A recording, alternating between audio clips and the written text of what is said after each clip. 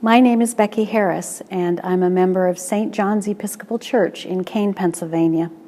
It was back in the 1960s when I was in high school that I first felt a call to serve the Lord. I could envision myself as a missionary, teaching perhaps in a school in a foreign country, or maybe working in social services for the church in the United States. There weren't many denominations that were ordaining women as priests or ministers at that time, but I had determined that I was going to serve the Lord. I went off to college and life happened. I met a young man who had dreams similar to mine. We fell in love and were married and started a family. Then our life crumbled. When our life fell apart, I fell apart also. I was overwhelmed with a feeling of being abandoned and also of guilt for the fact that I had not done what needed to be done for my children, and I also felt that I had failed God in not fulfilling the vow that I had made previously. I stayed away from the church for a long time after that. I've heard people say over the years that they feel that they're not good enough to go to church, and I understand that very well. I felt that way too.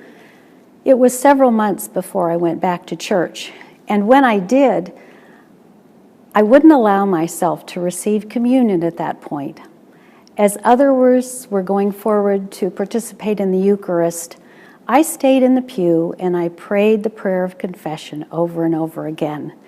We are heartily sorry for these our misdoings. The burden of them is intolerable. Even though I knew I had received absolution for those things, I couldn't forgive myself. And then one morning, as I was sitting in the pew and others were moving for communion, I felt a push on my shoulder. I looked around and there wasn't anyone there. And then I heard what I can only say was the voice of Jesus in my ear saying, "I was over that business a long time ago. If you don't go up and receive the sacrament, it isn't because I'm withholding anything. Go forward." And so I did go forward. I must say that the Eucharist that day, the sacrament of the body and blood of Christ, was more refreshing and filling than I had ever experienced before.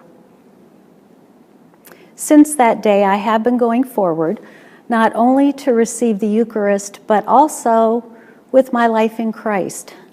I've decided to make the work of the church my vocation, and I'm seeking to be ordained as a deacon in the Episcopal Church.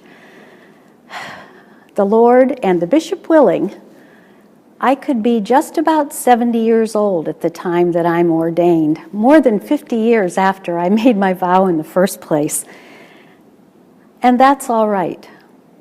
What I have realized is there's nothing that we can do that is too bad, or we can't certainly be too old to not do the work of the Lord.